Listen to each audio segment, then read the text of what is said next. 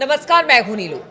तो इजराइल और हमास के बीच जंग रोज ब रोज अब तेज होती चली जा रही है। अगर कल की बात की जाए तो कल एक बार फिर से इजराइल ने गजा में घुसकर हमले किए हैं। वहीं अगर हमास की बात की जाए, उसका कहना है कि जो टैंक अंदर दाखिल हुए हैं वो हम अब बाहर निकलने नहीं देंगे। यानी अब वहां पर जो हमास है वो भी हमले की तैयारी में है। इसको लेकर वहां पर क्या स्थिति बनी हुई है, इजराइल क्या सोच रहा है, बातचीत करने के लिए मयंक मेरे साथ जुड़ गए हैं।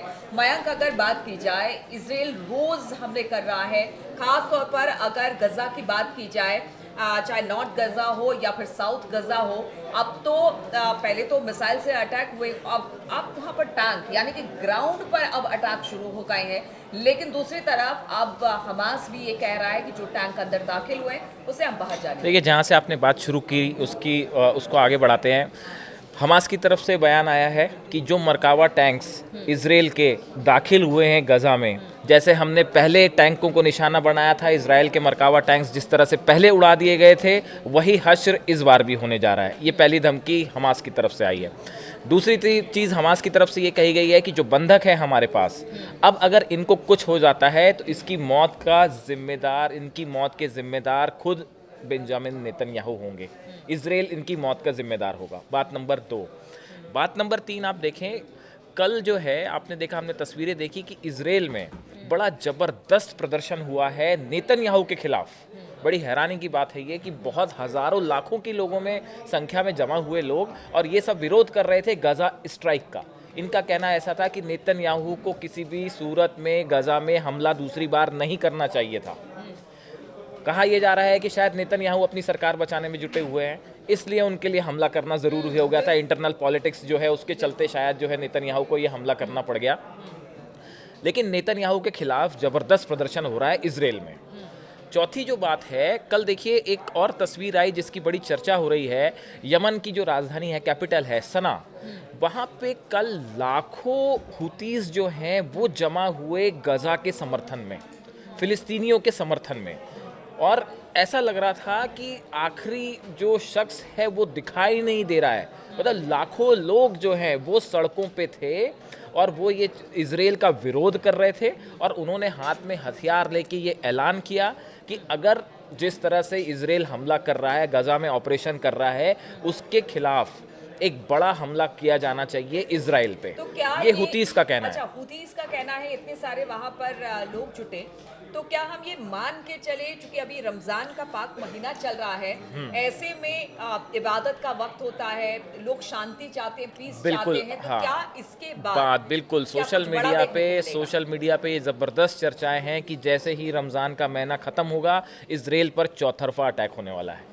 एक तरफ हुतीज़ जो है, हमने देखा कि 2 हाइपरसोनिक मिसाइल्स जो हैं वो दागी गई, और दोनों इजराइल की रेंज के अंदर, इजराइल की सीमा के अंदर दाखिल हुई। तब उसके बाद उसको जैसा इजराइल ने कहा कि एरो सिस्टम ने उसको डिस्ट्रॉय किया।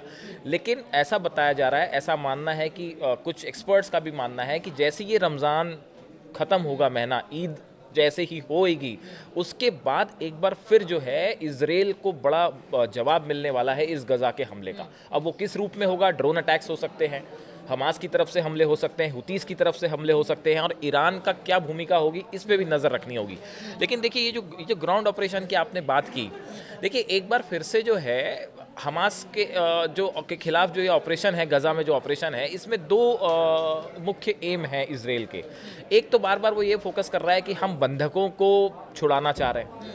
अब बंधकों को छुड़ाने के लिए जो 7 महीने 17 महीने की लड़ाई थी, ठीक है। उसका क्या अंत हुआ? क्या आप बंधक छुड़ा पाए? तो फिर अब कैसे छुड़ा लेंगे? जब आप 17 महीने तक लड़ते रहे, तब आप बंधक नहीं छुड़ा पाए, इसी का तो आक्रोश इजराइल के अंदर भी अब दिखाई दे रहा है। इजराइल के अंदर भी है। तो अब सवाल यह है कि जब उस समय नहीं छुड़ा पाए तो अब कैसे छुड़ा लेंगे? अब देखिए, जो ऑपरेशन हो रहा है आईडीएफ का जो है, ये नॉर्थ और साउथ गाजा के बीच बफर जोन बनाने की कोशिश हो रही है। और जो है दूसरा जो है, ये नॉर्थ और साउथ गाजा को अलग करने के लिए ये जो नेतजारिम कॉरिडोर है, यहाँ पे आईडीएफ ने अपनी फोर्सेस भेज दी हैं। तो देखिए, ये ऑपरेशन जो 2 चीज़ें हैं, पहली बात तो बफर जोन बनाने की जो कोशिश है वो कहीं कामयाब नहीं हो पाई, ना लिबनान में कामयाब हो पाई, आखिर में फोर्सेस वापस आनी पड़ी। गजा में भी जो है फोर्सेस बाद में वापस ही लेनी पड़ी थी, अब फिर से एंटर किए हैं, देखते हैं इसका क्या आगे परिणाम होता है। सैन्य कार्रवाई के दम पर सैन्य इजराइल वो चीज नहीं हासिल कर जो सकता उसका प्लान चाहता है, जो वो चाहता है, जो प्लान है इसराइल का, वो फोर्सेस के दम पे तो पूरा होता, लेकिन इस बार लंबे भी समय वो से नहीं दिख ऐसे ही रहा। दावा कर रहा अब है कि देखिए, अब हाँ हाँ, अगर अब जो अपने बंधक कार्ड्स छुड़ाने हैं इसराइल तो इसराइल के जो डिफेंस मिनिस्टर हैं, कार्ड्स उनका कहना है कि बंधकों को लौटाओ वरना हम पूरी तरह से बर्बाद कर देंगे हाँ। गजा को। तो देखिए, जो हमास है या जो फिलिस्तीनी संगठन है, वो तो अब उनके पास कुछ खोने को है ही नहीं। हाँ। वो तो अपनी वैसी जान हथेली पे लेके चल रहे हैं और वो कह रहे हैं कि हम किसी भी सूरत में जो है इसराइल को यहाँ पे गजा में कब्जा नहीं करने देंगे, चाहे इसके लिए जान ही क्यों ना चली जाए। तो एक बार फिर इस इलाके में वैसी ही लड़ाई होती दिख रही है जैसे कि 17 महीने पहले हो रही थी। दूसरी चीज़ ये है कि जो इसराइल का ऑपरेशन है, ये कितना कामयाब हो पाएगा, क्या बंधक छुड़ाए जाएंगे या फिर बंधकों की जान को वाकई खतरा है जैसा कि हमास कह रहा है, और क्या बंधकों की मौत होती है तो उसके जिम्मेदार वाकई अब नेतन्याहू को माना जाएगा। तो ये बड़ी सारी चीज़ें हैं। और दूसरा देखिए, अब इस पूरे मैटर में आगे ट्रंप की क्या भूमिका होती है।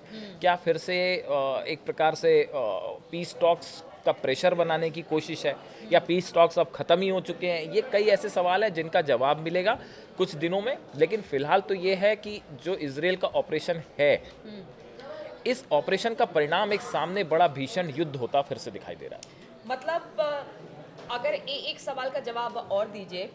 चूंकि नेतन्याहू की बात की जाए, पॉलिटिकल प्रेशर अपने ही घर के अंदर यानी बहुत ज़्यादा है नेतन्याहू पर, लेकिन दूसरी तरफ बंधक भी हैं, उनको भी छुड़ाना है। तो क्या अपने पॉलिटिकल करियर को ऊपर रखकर उन्होंने जो बंधकों अपने की जान नागरिक दांव हैं, पे लगा जान दी पे है। दांव हाँ, लगाई है जान क्या? दांव पे लगा दी, ऐसी चर्चाएं हैं सोशल मीडिया पे भी।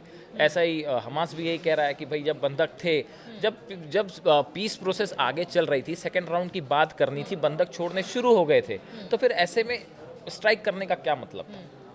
अपनी शर्तें हैं इसराइल की, उस शर्तों के मुताबिक वो सीज फायर चाहते थे। अगर बंधकों को छुड़ाना ही प्रायोरिटी होती तो शायद कुछ अपने को लूज करते, थोड़ा सा शर्तों पे हाँ। थोड़ी नरमी बरतते, तो बंधक रिहा हो गए होते।